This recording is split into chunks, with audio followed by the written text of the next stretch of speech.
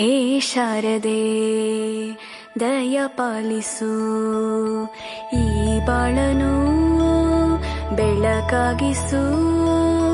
ಹೇ ಶಾರದೆ ದಯ ಪಾಲಿಸು, ಈ ಬಾಳನು ಬೆಳಕಾಗಿಸು.